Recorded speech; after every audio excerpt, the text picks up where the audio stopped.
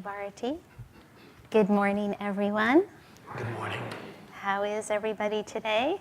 Awake and ready. Yay. It's our joy to be here with all of you today. It looks like I stopped at the boutique on the way in here. I have lots of books. So for those of you who don't know us, I see some new faces. Welcome.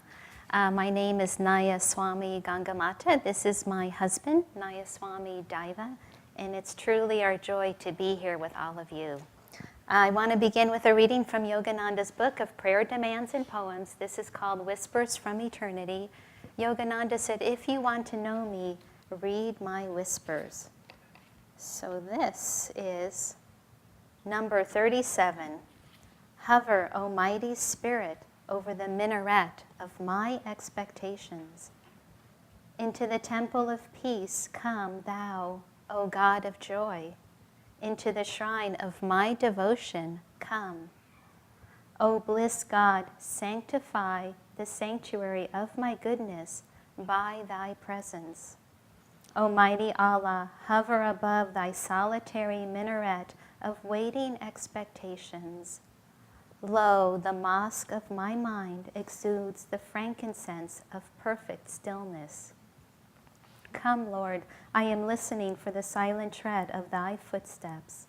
In the temple of my self-unfoldment, I await thy coming.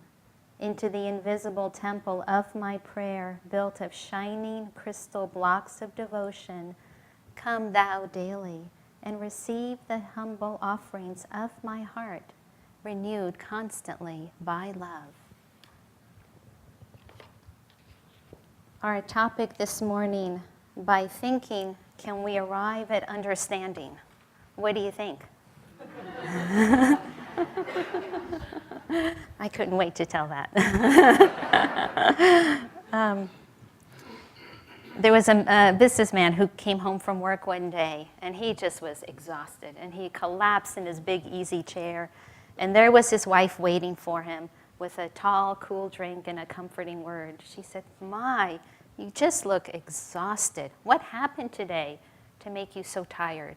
And he said, "Oh, it was just terrible. The computers broke down and all of us had to do our own thinking."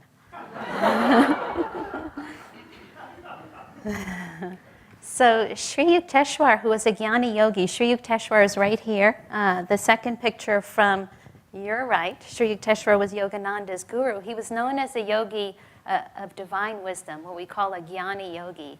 He said that in the pursuit of truth, in the pursuit of knowing God, he said, this is not the age of wisdom. Guess what he said? He said, this is the age of devotion. He said, using the mind to get to the truth can be like walking into a labyrinth. Is it this way or that way? You have no real markers as you go along the way. And then you find that you've hit a dead end, and then what happens? You have to retrace your steps. So if our mind is such a tricky thing, how can we use the mind in support of what we're trying to do? Well, first things first, we have to get the leader in place. The mind will follow the heart and justify whatever the heart wants. There's a great story we've told many times about our friend Jyotish Novak, Nayaswami Jyotish. He and his wife, Devi, are the spiritual directors of Ananda Worldwide. Well, one day he just wasn't feeling well, and a friend came over with a plate of chocolate chip cookies. And now we all know the rules, right? And he thought about it, and he wasn't going to have a cookie. But then he thought a little bit further. He said, now, what is it that heals? What would make me feel better? And he said, well, joy heals. And then he thought, well, what would bring me more joy than having a chocolate chip cookie?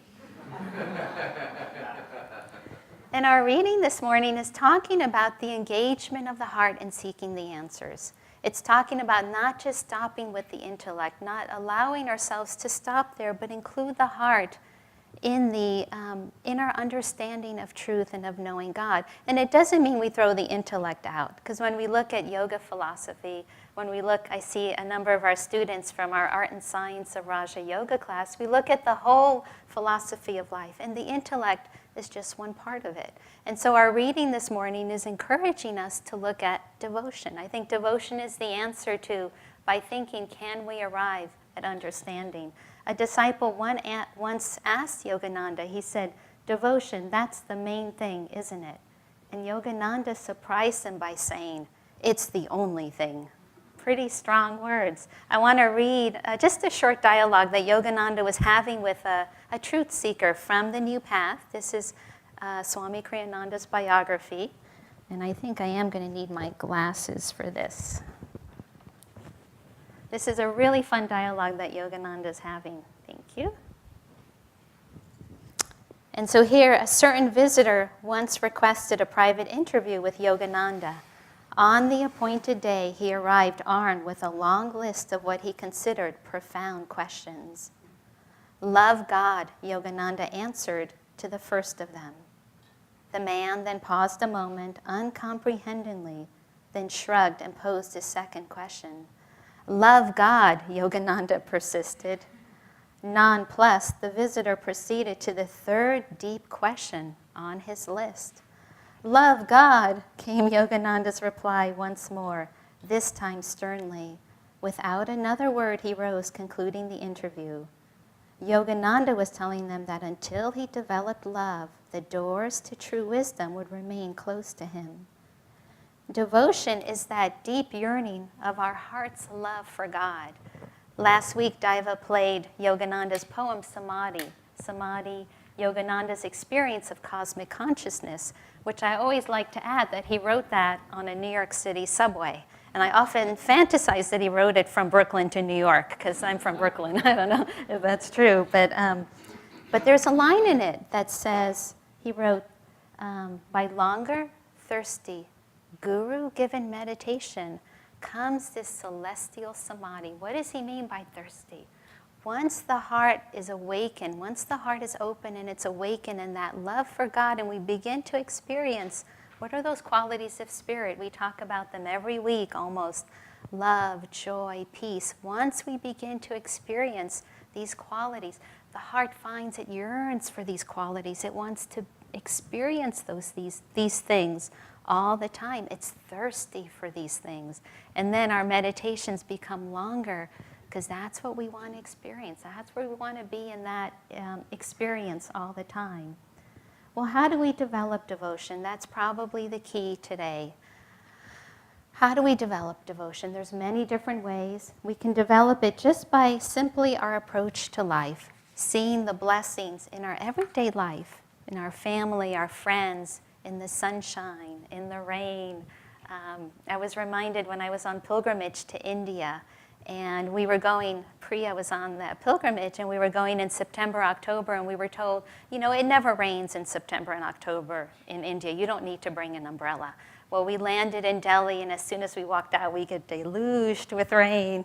And I remember the first thought, being a good classic New Yorker, I was like, well, they told us it wasn't going to rain, And a man saw us. Here we all were getting out of the airport, waiting for a big bus. And he said, "What are you doing here?" And I told him. And it was raining, and he said, that is so beautiful that you're all here together going on this journey. We were taking a month-long pilgrimage, and it was raining. He says, in India, when it rains, when you begin something new, a journey or a project, it's blessings from heaven. It's a very beautiful gift that you've been given. But I knew there was even a deeper message when he was telling that. See the blessings in everyday life, in every moment, not just when it's obvious, when it rains. We have a lot of blessings in our life that when we can remember that in the moments, Yogananda always said, take care of the moments, the years take care of themselves. But what happens by appreciating that? Our heart opens, we can feel that devotion and that love. We want to remember that devotion, it's a natural state for us. And when we look at pictures, say, of the gurus, of the masters who remind us of that, we're reminded of that state. There is a picture of Yogananda that I just loved for years because it reminded me of that devotion. It seemed like devotion was just oozing from his eyes. He's a younger man and has this long, beautiful brown hair, and it's got these ripples in it. And anytime you looked at his face, you could just feel that devotion. I didn't want to think my way through the path. I didn't want to ask him any more questions. I wanted to feel from the heart. What was Yogananda telling me in that moment? Yogananda also says environment, it's stronger than willpower, right? If we want to learn a particular sport or whatever, we ran into some friends whose son is taking lessons to become a black belt. And we stopped in the little studio. You walk in there and it's all about that. It's all about that tradition that this young man is practicing and achieving that height of recognition. We were at the coast this week, and right before we left, somebody said, "Are you excited to go to the coast?" And I didn't even really think about it. I was here in Portland. Once I got to the coast, and Cannon Beach is so classic, oh my gosh, there's nothing else. All I could think about was the coast and the waves, and the same thing with our devotion. If we want to develop our devotion, we want to come to places where people love God. We want to hang out with people who love God. We want to come to kirtan that we happen to have here every month. We want to come to services like today. We want to put ourselves in places that will remind us of that devotion. I think it was Shakespeare that said, "The appetite grows by what it feeds upon." Yogananda encouraged chanting as a really effective way of developing that heart's love. When we chant and when we focus on the heart, we're helping the heart to open more easily, and we can feel God's presence more easily. Pick a chant. What chant? Pick a chant that would help you to do that. I always love Il mio cuore tuo. That was the first chant that helped me to open my heart to feel God's presence more easily. We want to make also anytime we make a self-offering, we're inviting ourselves to be more devotional, to offer our love. There was this story of the very pious and proud king who decided he was going to build a very big temple, and he was going to build the biggest temple anyone had ever seen for God. And so he started construction on it. He called the best architects and contractors and workers. It was cream of the crop because he had money. He was pious. He wanted to show the world he could build this incredible temple. So he prayed to God one evening, and he asked God to come to the consecration of this great temple that he was building. Well, God came to him in a dream and said, I don't think I can come. I can't come to the consecration of your temple. And this king said, why? And he said, well, I'm going to be busy that day. And the king said, well, what are you doing that day? And God said, well, there's the consecration of another temple that I'm going to. And the king was astounded. How could there be another temple greater than what he was building? So God told him where it was. And the next day, the king disguised himself. And he said, I'm going to go look for this temple. He goes into this neighboring town, and he keeps expecting to see this big edifice somewhere, just towering and huge. And he couldn't see anything. So he finally asked the villager, he said, is there a temple being built here? And the villager was just trying to shrug him off. He goes, no, there isn't. But the king kept pressing him. And he said, why don't you go to this sadhu that lives on the edge of town? He's a spiritual man. He should know about such things. And so he meets this sadhu, and his name was Puslar, I believe, if I'm saying it right in Indian. And he starts to ask him, and he just kind of shrugs him off. He goes, I don't know what you're talking about. And then finally, the king keeps pressing, and he says, no, God told me on this day there will be the consecration of this very special temple, and God's going to be there. And all of a sudden, the spiritual seeker, the sadhu, he just starts crying. He goes, oh my gosh. He said, as you can see, our village is so poor. I have wanted to build a temple for God for years, but I don't have any money. So I've been building the temple in my heart. In my mind, I've been offering every stone, every piece. I've been building that. And now I know that God has heard my prayers, because here he's coming to the consecration of this temple. So any self-offering, Yogananda would say, God watches the heart. And in the Gita, there's a beautiful saying from Krishna. He says, even if you offer a leaf, think about that, or a blade of grass, it says, with devotion, it pleases me so. Sometimes we think it needs to be grandiose, or we need to, build the big temple, or be up here, or wherever, or whatever we think, and millions need to see this. It's just between us and God. Again, it's in those moments, even if we offer a leaf or a blade of grass, with devotion, with our heart's offering. And so all these things, there's so many tools, and there's so many more I'm not even thinking of that we can offer. Just looking at this altar, anytime you look at something beautiful, I don't know, it sure reminds me there's something else going on, doesn't it? So I think enough of chatting. I think I want to end with, there's a beautiful book called God Alone. This is written by Yogananda's foremost woman disciple.